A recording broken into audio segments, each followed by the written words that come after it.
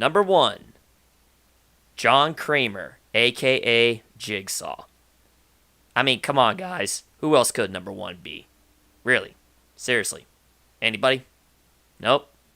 Yep, that's what we thought. But having said that, what can you say about this character that hasn't been said already?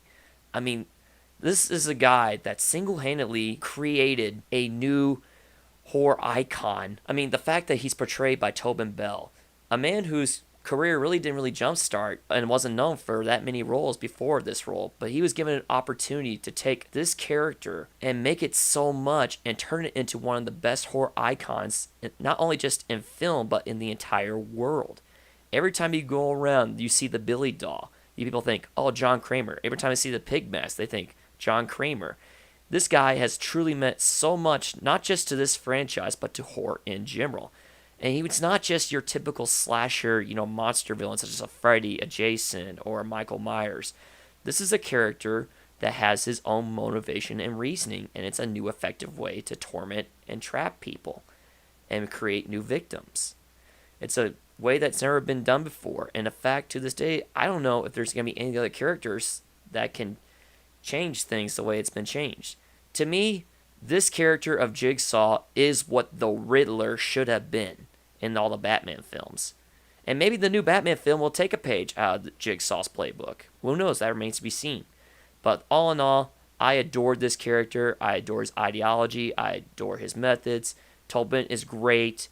And like I said, what more can be said? Jigsaw is awesome. I feel like one of the most defining things about John's character as a horror icon is the fact that he isn't. Not in the same way that we think of with Freddy, Michael, Jason, Chucky, Pinhead, Annabelle, or any of the other people. This person has a reason, rhyme for what he's doing, and every single movie tries to expound upon that. I think one of the reasons the Saw franchise gets this whole torture porn concept from so many critics and even fans alike is because it threw away the playbook with the second film, exploring John's character, allowing him to sit down with Eric Matthews and just have a conversation for a very long portion of the movie. This isn't the same person that we met in the first film, somebody who was there the entire time we never got any real word from and was only just a cipher, with the mystery surrounding who is Jigsaw and why is he doing what he's doing. The second film explored that. It told you what was going on and how it was happening and why he was doing all of this. And all of that and all of who he is embodied in a man who is dying of cancer. Once he's gone, you know he's never coming back. When Saw 3 ended, it felt like they had not just closed the door on the franchise, but they had clearly kicked it off its hinges and just drug it into the back and beat it to death. When John Kramer is done, you think to yourself, there's no way that the franchise could go on forever. You can't have this without his character, and that speaks volumes to exactly how powerful Tobin Bell is in this role. I've covered this on my channel for a while now. I've even speculated, as Tobin Bell has recently, on whether or not John Kramer can be recast and who should probably take up that mantle. Jacob has even shared his thoughts on it. But really, when it comes down to it, there's so many of you who go on and say, you can't do that with John. You can't do that with Tobin Bell. He is the only iteration of this character that I want. I would rather the franchise continue with his legacy and everything that happened in the first 8 films still there, while never having to see him again, because he's that important to the core mythology of everything that's going on. I don't know whether they're going to do that in the future, but I think it speaks volumes as to how important he is and what he's brought to this role. Tobin Bell is a horror icon, and he deserves to be seen that way. So guys, that's it for SAW-Tober, but just because it's the last one, we're still kind of reeling from it. I wanted to take just a couple more minutes to talk about this project that Jacob has been working on for the last couple of months when it comes to the Saw universe as a whole. And y'all have heard me talk about it briefly on this channel before. if you're up to date with all of the videos that he makes, yeah, you probably heard me guest starring on episode 3, I believe it was, but we're a little bit beyond that. And I have to say, I'm adoring this kind of viral narrative approach for the Saw franchise, living in the world of the Saw franchise and trying to build a story off the first 8 films while trying to predict a lot of the stuff that's going to happen in Spiral so he can set up a season 2. So I'm going to leave it at that, but I wanted to just ask Jacob, because he's here with me to talk about it. Man, can you tell me, like, what was the motivation that inspired you to do a project like this? Well, originally what started this project for me was, in the past, back when I was in high school, I created my own Saw fan film where I spoofed Saw 4 and Saw 5 into my own little high school film. And so in the past, I've always been a fan of the franchise and being a filmmaker, but, life happens. I decided not to take the route of going into film and going into education, being a teacher. And then during this troubling time of being stuck at home with COVID-19, hopefully everybody does well out there and stay safe. But I decided, you know what? I got all this extra free time. Do I want to pursue and try this again? And I figured, yeah, let's do this. We're waiting for Spiral. We're all waiting for Spiral. Maybe I could do something that's never been done before.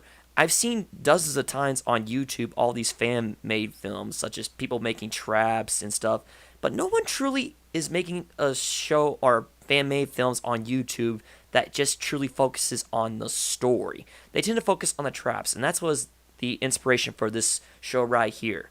So the show is called the Jigsaw Blogs, and it follows my character named Jacob Walton, which, it's easy to not forget that name. But, my character is a history teacher. And this history teacher, the show starts off with him making video blogs because he hears for the first time that Jigsaw's back. And the show takes place moments after the Jigsaw movie or while the Jigsaw movie is taking place.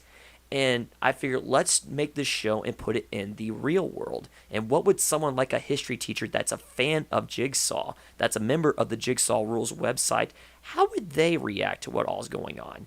And that's been the inspiration of that show. One of the things that you're trying to do, I know you and I have discussed this on and off, and I'm going to let you go in and talk about certain things that you've been trying to do with each individual episode, but I'm really interested with the narrative that you've mapped out in all the episodes that you've done and all the things that you've told me of where you want to end it.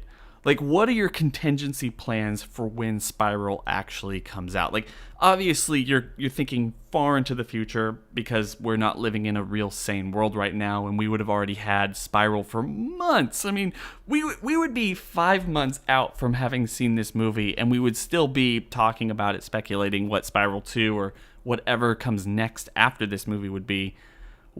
What happens when Spiral comes out and you're wrong on a big plot point that you were promoting in your story? Like, do you go back and retcon it in a way? Do you keep with it and act like that happened, but also this happened? Just dive into that a little bit. I guess the easiest answer is pray that I'm right. So, but actually, I decided to play it safe. Really, I did. The only issue that's really going to throw me out of whack is if Spiral takes place, like, while Jigsaw's still alive or before Jigsaw's still alive. Yeah. If it takes place after the events of Jigsaw, then I'm good. I'm safe.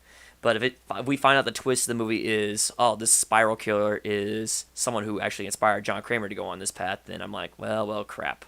Maybe I'll just say, in an unforeseen chapter from the Book of Saw, or something like that. Yeah. But in short, that's honestly what I'm just praying that I'm right. But I think I'm going to be okay, just based off what I've been seeing, what we both have been hearing from Spiral, that it's a continuation. And the fact they say in the trailer, like, whoever did this has a different motive, which they're kind of acknowledging, Jigsaw in that kind of way.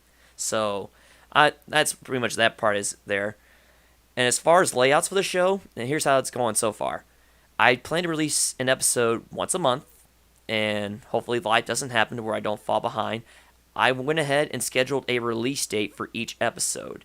And so episodes 1 through 6 have already been filmed and they're ready to go. Episodes 1 through 5 have already been released, and hopefully by the time this video gets out, episode 6 is already out on my channel. And then if you see in the upcoming trailer that we're going to play at the end of this video, episodes 6 through 12 does have a story layout for where I want this character to go and what it does for the Saw story.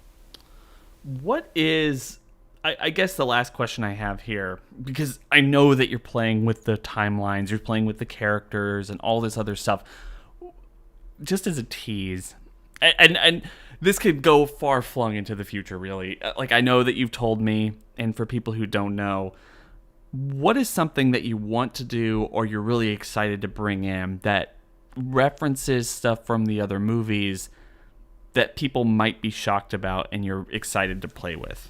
I think you're going to see a couple surprises. I think, and I'm talking like, I'm not saying, oh, it's just some fan. No. I will say this as a simple tease. I have talked to people who were in Saw films, and a couple of these people are interested and on board. They're just waiting to see if they can get the clear from Lionsgate. And that's all I'll say.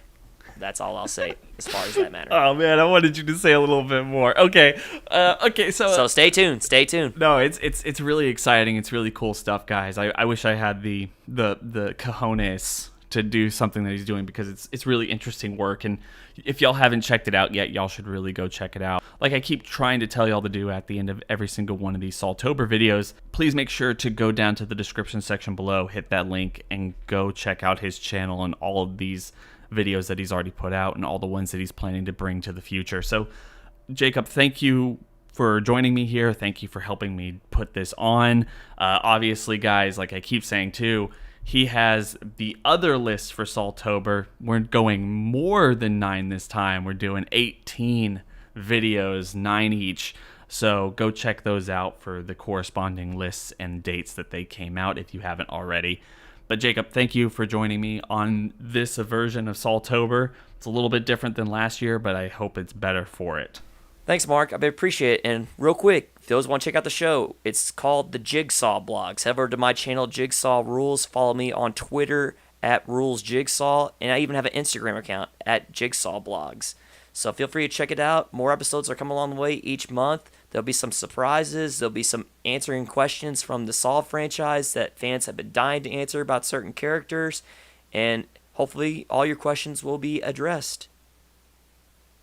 Thank you, and enjoy SAW-Tober.